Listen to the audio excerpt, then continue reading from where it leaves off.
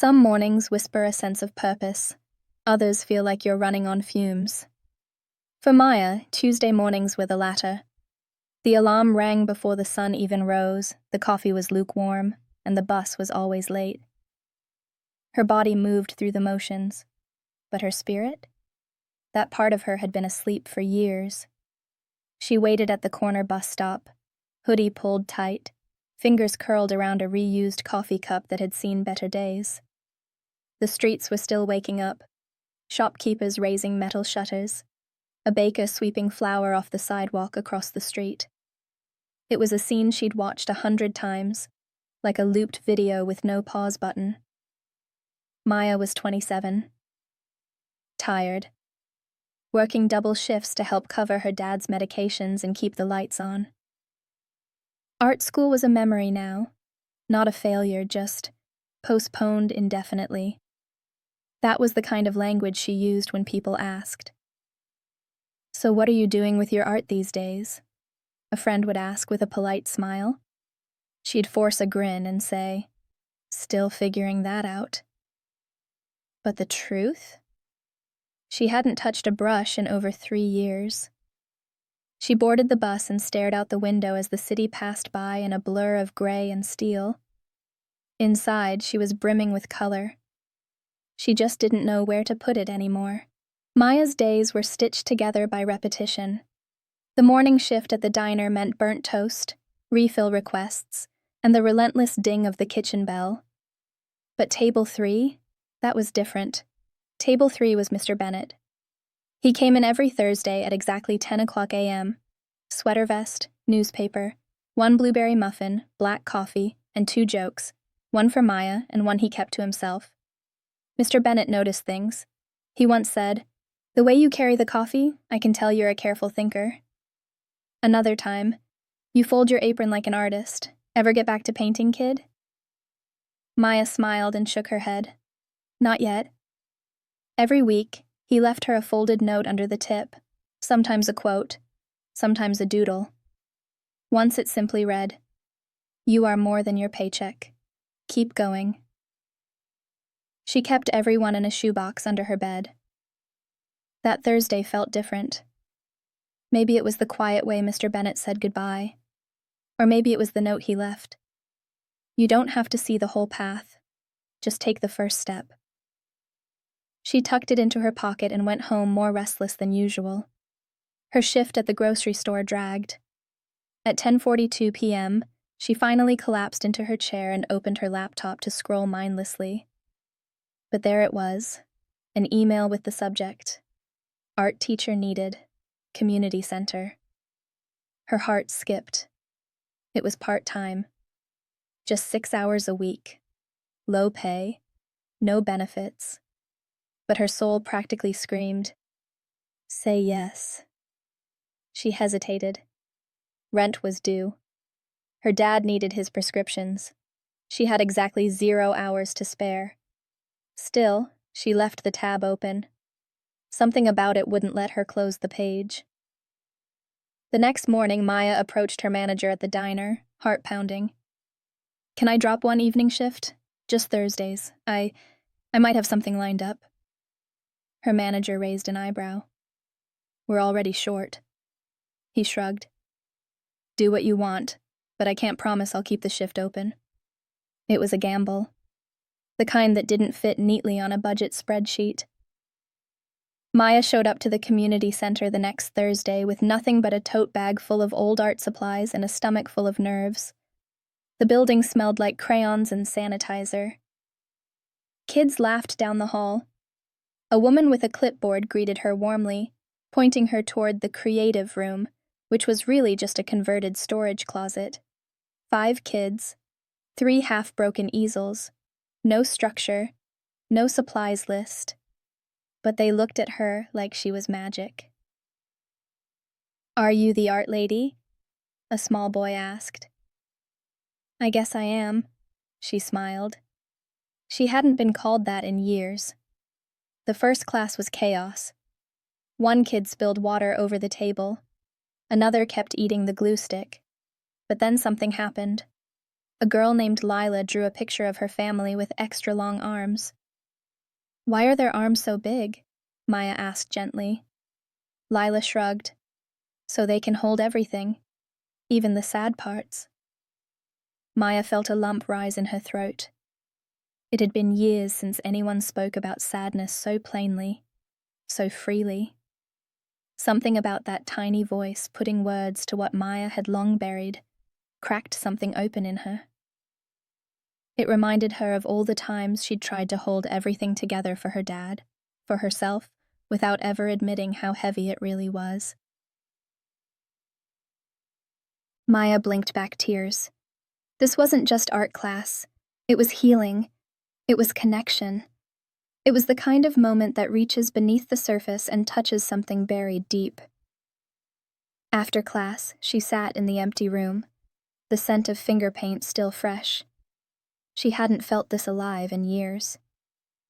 That night, she walked home instead of taking the bus.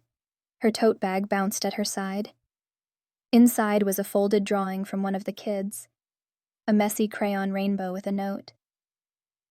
"Thank you for helping me color my clouds." She got home and opened her shoebox of Mr. Bennett's notes. She placed the new rainbow on top of them. It was the first edition in 3 years. The next week, Maya stayed after class to clean up. Jaden, a quiet boy with thick glasses and a tendency to keep to himself, lingered at the door. "You want to show me something?" Maya asked. He shuffled in and pulled out a drawing. It was a monster, jagged and wide-eyed, but with a pink heart drawn on its chest.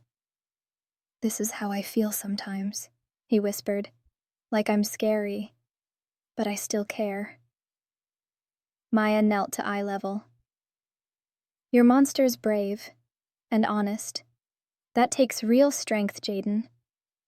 He didn't say anything, but he smiled, for the first time since she met him. She pinned the drawing to the wall. One by one, the kids started doing the same. A wall of monsters, rainbows, families with long arms, sadness, laughter, honest, messy, healing work. It became the soul of the room. Every Thursday, Maya taught. And every Thursday, she got a little braver. At the diner, her feet still ached. At the grocery store, she still smiled politely. But Thursdays? It was the one place in her week where she felt like herself again. One day, she walked into class and found a bouquet of paper flowers on the desk. The kids had made them. "We made them for you, Miss Maya, because you help us grow." Her hands trembled as she held the crinkled creations. She was still broke, still tired, but she was blooming again. Back at home, she pulled out her old sketchbook, the one she hadn't dared open. Its spine cracked gently, like it was waking up. She didn't know what to draw. So she started with a monster, one with a big pink heart. It's easy to show up for something once, but showing up again and again, especially when it's hard, that takes courage. Maya kept showing up. Every Thursday, she hauled her old tote bag to the community center. And every week, more kids joined. Parents started poking their heads in. Jaden brought 2 friends. One mom dropped off a box of art supplies with a sticky note that read, "Thank you for seeing my son." Maya didn't have a classroom. She had a closet that smelled like crayons and glue, but it was holy ground. Not because it was perfect, but because it was healing. One afternoon, Maya noticed something new on the wall. In the middle of the monster collage, someone had drawn a new figure. This one looked like her. Curly hair, apron smudged with paint, a big pink heart on her shirt. "I think that's you," Lila grinned. Maya stared at it, stunned. "That's what Jaden said," Lila added. "He said you're like the monster, a little messy, but you care a lot." Maya laughed through a sudden wave of tears. "I'll take it." She left it there, front and center. Word spread about the art class. Soon, They had a waiting list. But Maya's own life was getting more complicated. The electric bill was overdue. Her dad's meds had gone up in cost. She was down to one grocery store shift and the occasional fill-in at the diner. She wasn't sure how long she could keep it up. That Thursday night, she came home to find a pink slip taped to the door. Final notice. Rent past due. Her heart dropped. She sat on the floor for a long time, staring at it. She could quit the art class, pick up 2 more shifts, make rent, stay safe, or she could keep doing what made her come alive and risk everything. She whispered a prayer, barely audible. God, I need to know what to do. No answer came, just silence. Later that night, Maya opened her sketchbook and flipped past the monster. She started a new drawing. It was a girl standing in the middle of a storm. Everything around her was swirling, papers, rain, noise, but she stood still, holding a brush in one hand and a lantern in the other. She called it steady in the chaos. It wasn't a solution, but it was a step. The next morning, she gave her notice at the grocery store. Her manager frowned. You sure? I need to give more time to something that matters, she said, even if it doesn't pay well. She walked out feeling 2 things at once, absolutely terrified and completely free. Back at the center, the kids greeted her with a chalk sign that said, "You make Thursdays better." She hadn't even told them she was thinking of quitting, but somehow, they knew. She stood in the doorway for a moment longer than usual, took a breath, stepped in. They ran up and hugged her like she'd been gone for years. That day, Maya taught them how to mix colors to make shadows. Jaden painted a figure standing under an umbrella made of stars. I think this is what it feels like when you help someone, he said. Maya didn't have words. The weight of what Jaden had just said settled deep in her chest. In all her years of waiting tables, shelving groceries, and pushing aside her passion, no one had ever described her impact so simply, so beautifully. He didn't thank her for teaching him to paint. He thanked her for helping him feel. It was everything she hoped art could do. And in that moment, all she could do was breathe it in and try not to cry. She just knelt beside him and watched the brush dance across the paper. After class, one of the center directors pulled her aside. We've had a few donors ask about the art program, she said. Would you be interested in expanding it? Maya blinked. Like, more classes? More classes, more days, maybe even a summer camp. Her heart caught in her chest. For so long she'd lived in survival mode, doing what was necessary, not what was meaningful. But here was someone offering her more than a lifeline. It was a chance to build something lasting. It felt almost too good to believe. A door was opening, and for the first time in years, it didn't feel like a trap. It felt like grace. We can't offer a big salary yet, the director added, but we can increase your hours, cover your supplies. Maya felt her eyes fill. I'd love that, she whispered.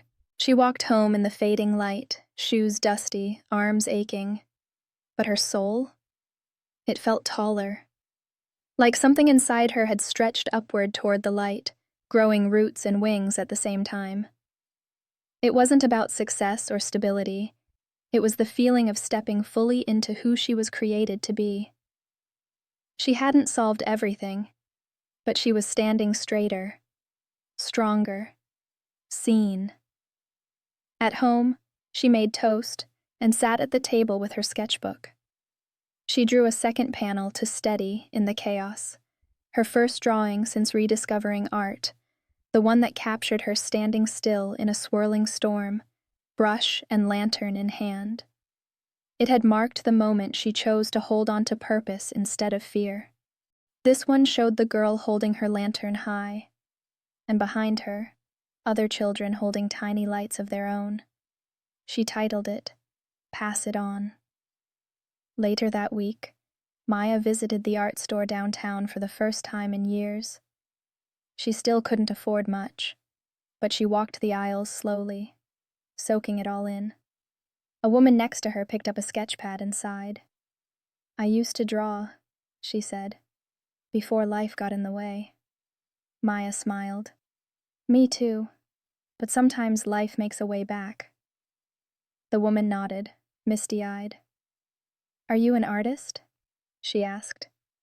Maya paused. "Yes," she said.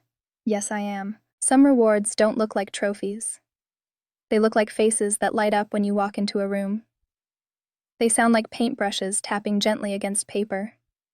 They feel like peace, quiet, and purpose, finally finding their way back to your heart." Maya wasn't rich. She wasn't famous. She didn't have a following or a platform. But week after week, she showed up, and that consistency was beginning to ripple outward in quiet, powerful ways. Enrollment at the community center's art program doubled. Maya now taught 2 days a week, and the closet had become a real classroom, still small, but filled with light and laughter. A mural stretched across the far wall, drawn entirely by the kids.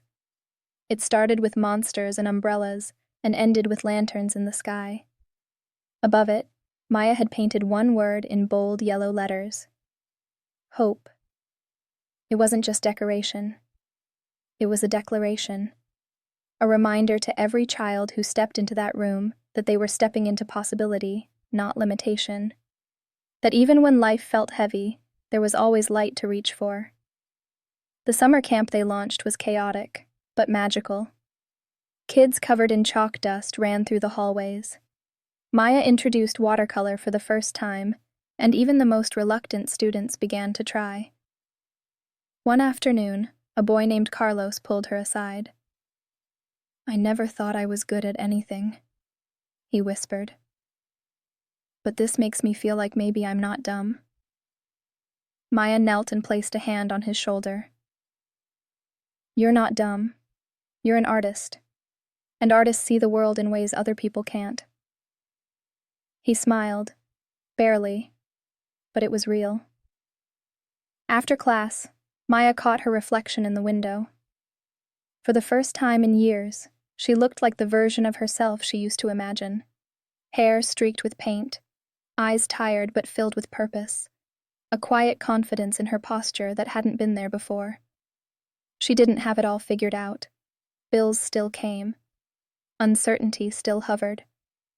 But she no longer felt like a shadow of herself. She was becoming, slowly, bravely, undeniably. The center held a fundraiser at the end of the summer. Parents donated cookies and handmade crafts.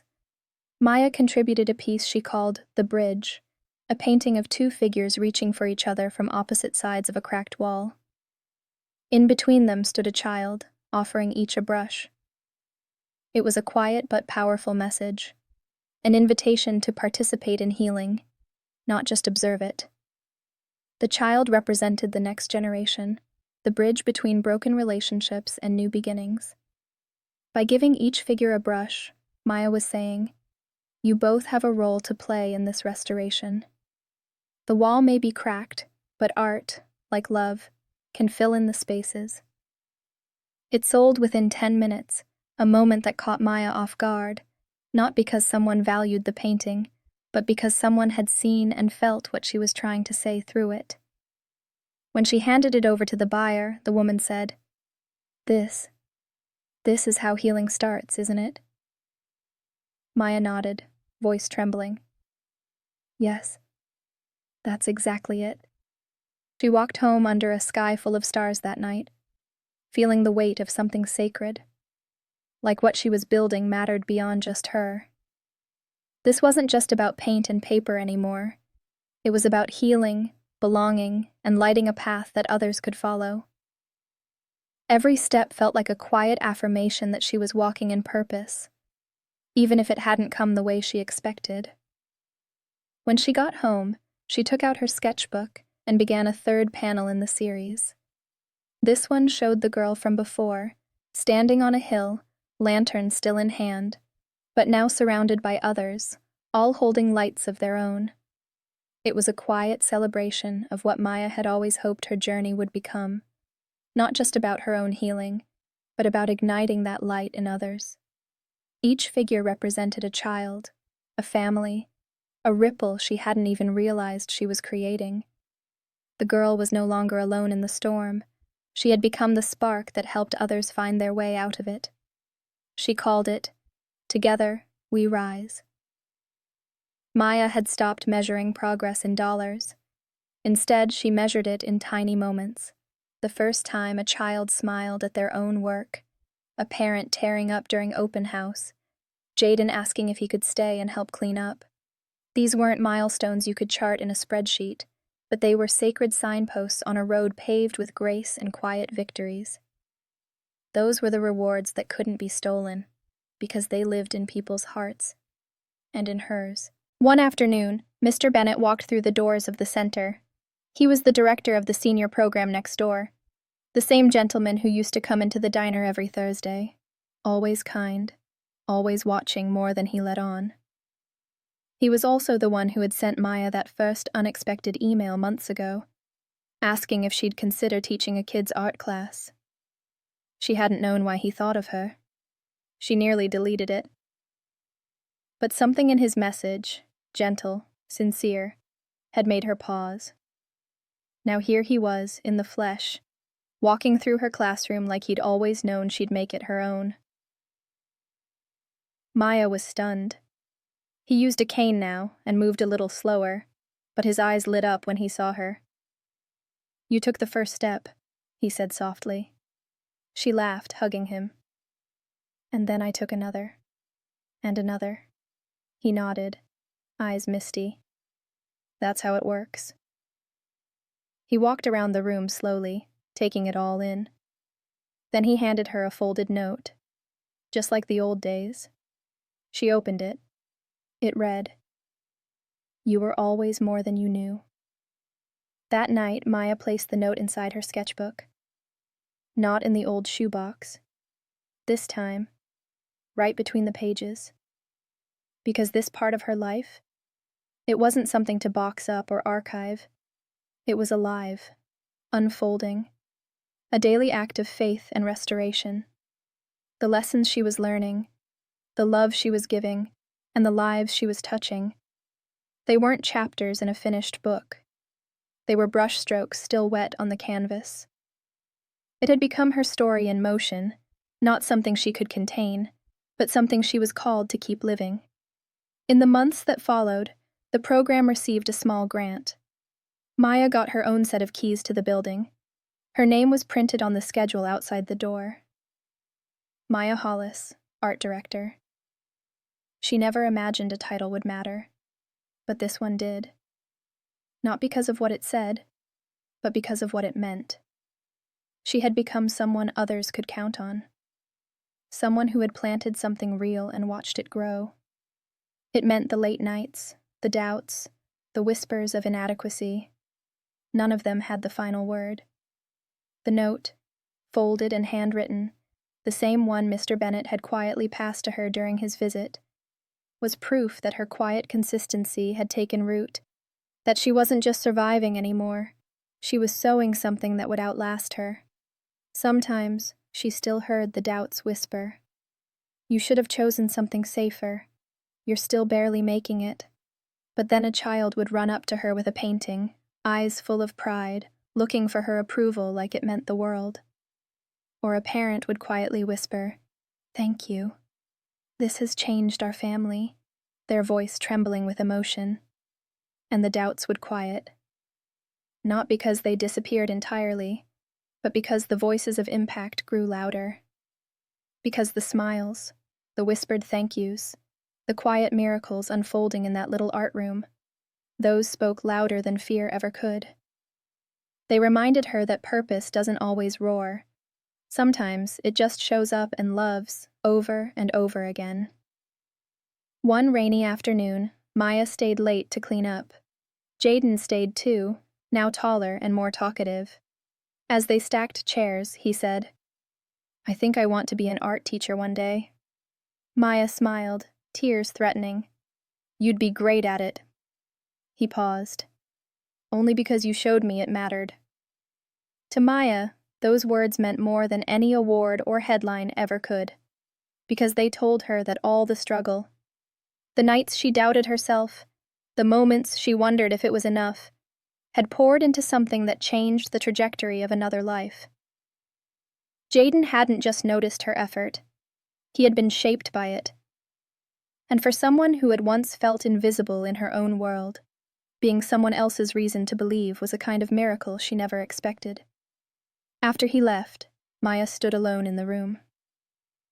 She looked around at the fingerprints of Grace on every wall, the swirling mural the kids had created together, where monsters danced beneath umbrellas and lanterns floated through twilight skies. She saw the rainbows scribbled in crayon near the corner, and the tiny paper hearts lovingly taped near the light switches. Notes of kindness, messages of hope. Each image, each smudge of color, told a story of someone who had dared to show up and be seen. And now, they were part of something lasting. She whispered, "Thank you," to the one who never stopped working, even when she couldn't see it. And then she started a new panel in her ongoing series, a new sketch that would carry forward the story she'd been telling all along. A girl walking forward with a lantern in one hand, and a child's hand in the other. It was a quiet symbol of everything Maya had become, not just a seeker of light, but a bearer of it. The lantern represented the wisdom and strength she'd gained on her journey, and the child beside her was the next generation she was guiding. Together they moved forward, one lighting the way, the other trusting the path. It wasn't just a drawing, it was a statement, that healing multiplies when it's shared, and that our greatest reward is not the journey we complete, but the people we walk it with. She didn't know what it would be called yet. Titles could wait. Labels didn't matter as much anymore. Even though her title was official and the room was her own, money was still tight. She budgeted carefully, took side jobs when she could, and sometimes skipped luxuries others took for granted. But life felt fuller than it ever had. She was happy, and more than that, she was making others happy. The laughter echoing through the halls, the paint on tiny fingers, the hope on parents' faces. Those were the treasures that kept her going, because the reward wasn't in the picture. It was in the life that made it possible.